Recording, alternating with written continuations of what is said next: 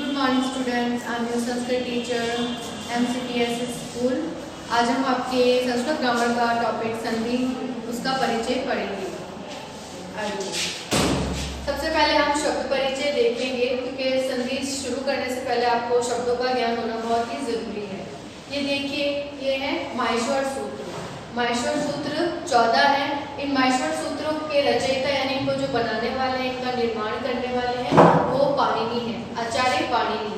ये एक प्राचीन लेखक हैं इन्होंने इन माहेश्वर सूत्रों का निर्माण किया है। ये माहेश्वर सूत्र 14 है। इन्हें हम प्रत्याहार सूत्र भी कहते हैं, क्योंकि इन्हीं से प्रत्याहारों का निर्माण होता है। देखिए, पहला माहेश्वर सूत्र है अ इ ऊण। दूसरा है रील रिक, तीसरा है ए ओम, चौथा है ए औच, पांचवा है वरट, छठा है लन, सातवां है यम रणम, आठवां है झव या, नौवां है घड़ दश, 10वां है जब गढ़ दश, 11वां है खप छटत चटतम, 12वां है कपय, 13वां है श सर, 14वां है हल। ये 14 माहेश्वर सूत्र हैं। इन्हीं से प्रत्याहारों का निर्माण होता है। देखिए, इनको अच कहा जाता है। 1 से लेकर 4 जो माहेश्वर सूत्र हैं, ये अच यानी स्वर कहलाते हैं। हिंदी में स्वर कहते हैं और संस्कृत में हम इसको अच भी कहते हैं। अच क्यों कहते हैं? क्योंकि ये अच प्रत्याहार है। पहला जो माहेश्वर सूत्र है, इसका आ यानी इसका पहला अक्षर, और चौथे माहेश्वर सूत्र का लास्ट अक्षर च। ये यहाँ से लेके यहाँ तक जो बनेगा वो अच प्रत्याहार कहलाएगा। और इस अच प्रत्याहार में इन सभी स्वरों की गणना होती है। ये सभी स्वर हैं। इसमें हम लास्ट वाला जो स्वर है, जिसके नीचे हलंत है, हम उसे नहीं गिनते हैं, क्योंकि हलंत लगने से शब्द आधा हो जाता है। जिस भी शब्द के नीचे हलंत होता है, इसका मतलब उसमें कोई मात्रा या कोई स्वर जुड़ा हुआ नहीं है, वो अक्षर आता है। तो हम इनकी गणना नहीं करते, लेकिन बाकी 3 की गणना होगी। जैसे अच प्रत्याहार में जो स्वर आएंगे वो है अ इ उ, री री, ए ओ, ऐ औ, ऐ और औ।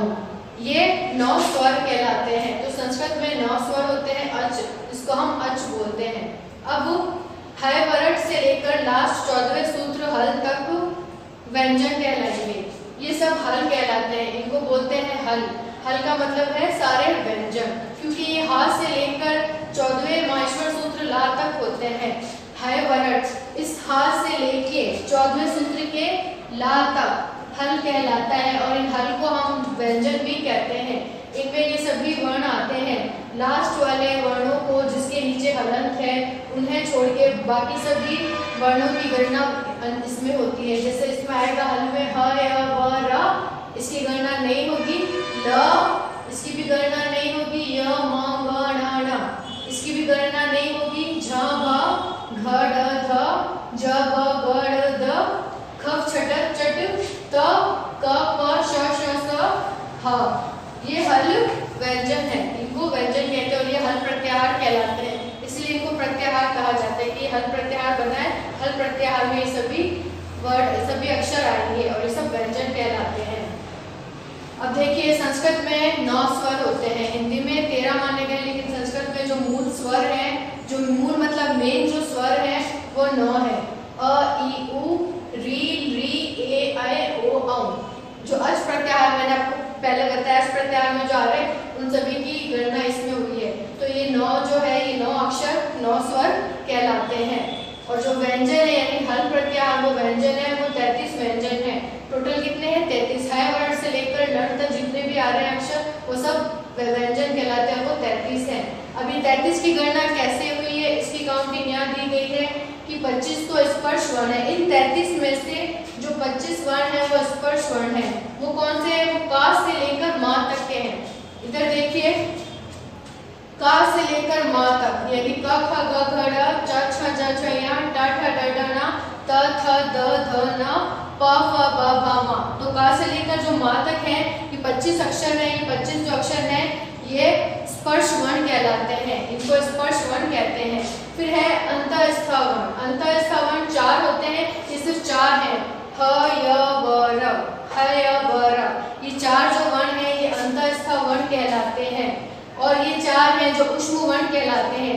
श श स ह, ये चारों ऊष्म वर्ण कहलाते हैं। इस प्रकार 25 + 4 + 4 टोटल हो गए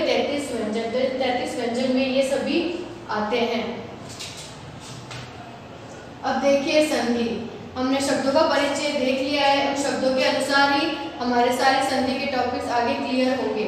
पहले हमें माहेश्वर सूत्र याद करने पड़ेंगे, फिर हमें स्वर पता होने चाहिए, फिर हमें व्यंजन पता होने चाहिए, कौन कौन से हैं, कितने हैं, उनके नाम और उनमें कितने अक्षरों की गणना होती है वो। उसके बाद हम संधि पढ़ते हैं। संधि की परिभाषा है कि पूर्व पद के अंतिम वर्ण के साथ उत्तर पद के पूर्व वर्ण के मिलने से जो परिवर्तन होता है उसे संधि कहते हैं। इसका मतलब है संधि किसे कहते हैं कि पहले एक वर्ण है, एक अक्षर है, उसका पूर्व जो वर्ण है उसके अंतिम पद के साथ यानी अंतिम स्वर के साथ अगला जो वर्ण मिल रहा है, उन दो वर्णों के परस्पर निकट होने पर जो बनती है उसे संधि कहते हैं। जैसे उदाहरण से समझिए, विद्या प्लस आलय।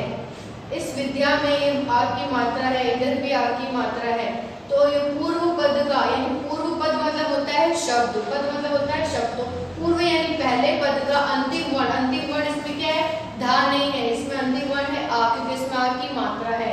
और उत्तर पद कहते हैं दूसरे पद को, मतलब जो सामने होता है वो कहलाता है उत्तर पद, और जो पूर्व होता है, जो पहले होता है उसे कहते हैं पूर्व पद। फिर उत्तर पद के पूर्व वर्ण के साथ इन दोनों के मिलने से जो कार्य होता है वो संधि कहलाता है। अब देखिए विद्या यानी धा कैसे बना है।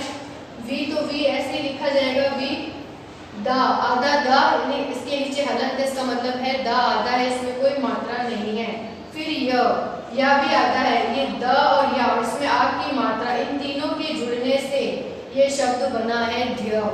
तो विद्या प्लस आलय, आलय में ये आते हैं, फिर ये दोनों आ जुड़े तो यहाँ पे दीर्घ संधि हुई है, तब शब्द बना है विद्यालय।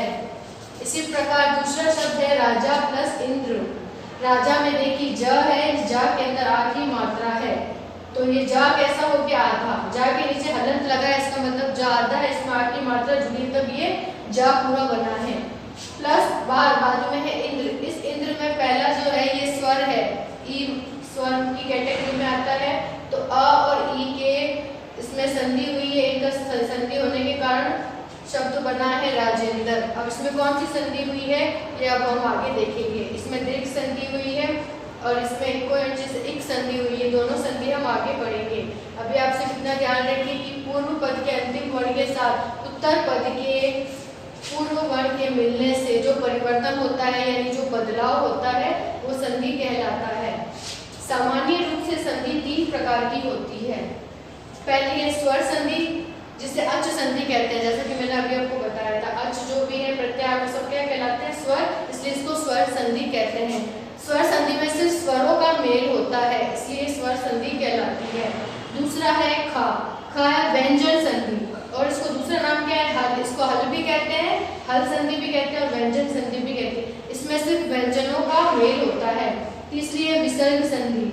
इसको विसर्ग इसलिए कहते हैं क्योंकि इसमें विसर्गों का लोप होता है, विसर्गों का ही मेल होता है।